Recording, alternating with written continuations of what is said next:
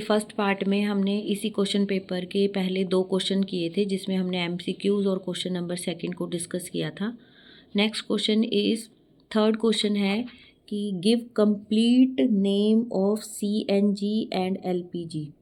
CNG is C for compressed, N for natural, G for gas. It is compressed natural gas. LPG is liquefied petroleum gas. CNG is compressed natural gas and LPG is liquefied petroleum gas। इसको आप note कर लें। Next question is give 2 examples of fossil fuels. इसमें आप कोई भी 2 example बता सकते हो। पेट्रोलियम है, कोल है, ये 2 एग्जाम्पल आप इसमें लिख सकते हो। Next is question 4, an object is vibrating at 50 hertz. Hertz जो होती है बेटा वो फ्रीक्वेंसी की यूनिट होती है। मीन्स यहाँ पर जो चीज़ आपको दी गई है वो फ्रीक्वेंसी दी गई है कि frequency is 50 hertz but is its time period. इसके लिए फॉर्मूला बेटा आपकी बुक में पहले से ही गिवन है। ये देखो क्वेश्चन नंबर 4 है, फ्रीक्वेंसी हमने लिख ली। फ्रीक्वेंसी को हम न्यू से डिनोट करते हैं। न्यू इज़ इक्वल टू, या आप यहाँ पर सिंपल आप फ्रीक्वेंसी भी लिख सकते थे। अगर आपने न्यू नहीं लिखना है तो आप यहाँ पर फ्रीक्वेंसी भी मेंशन कर सकते हो कि frequency is equal to 50 hertz.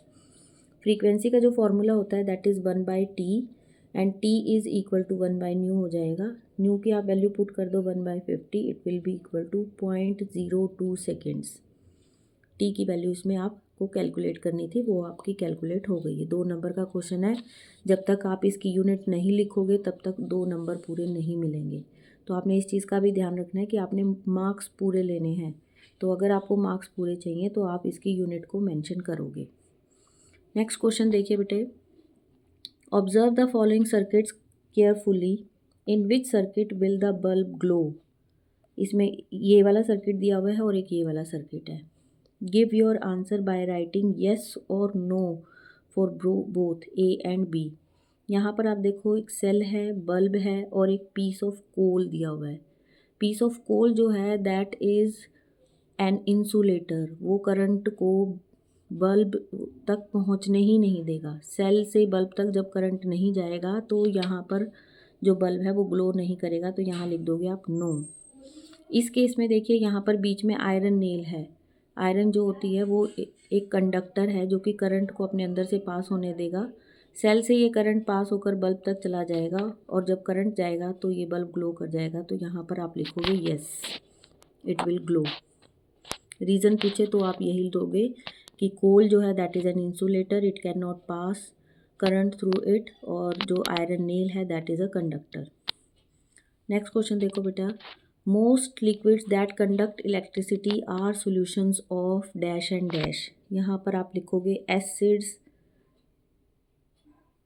Basis और सॉल्ट्स। कोई भी आप 2 चीज़ लिख सकते हो, एसिड्स, बेसिस और सॉल्ट। ठीक है। The passage of electric current through a solution causes chemical effect. Produce करेगा ये, it will produce chemical effects. Chemical effects. Next question is answer the following questions. What are the 2 states of motion. 2 states of motion होती हैं बेटा rest and motion. जब कोई चीज़ अगर rest पर है तो वो भी स्टेट ऑफ मोशन है, और अगर वो चल रही है तो वो भी स्टेट ऑफ मोशन है। तो 2 states of motion are rest and motion. Next question is at least how many objects are needed to apply a force. अगर आप किसी चीज़ पर को खींच रहे हो या किसी चीज़ पर आप धक्का लगा रहे हो that is called as a force. तो फोर्स को अप्लाई करने के लिए कम से कम 2 ऑब्जेक्ट होने ज़रूरी हैं। तो यहाँ आंसर आएगा 2। At least 2 objects are needed to apply a force.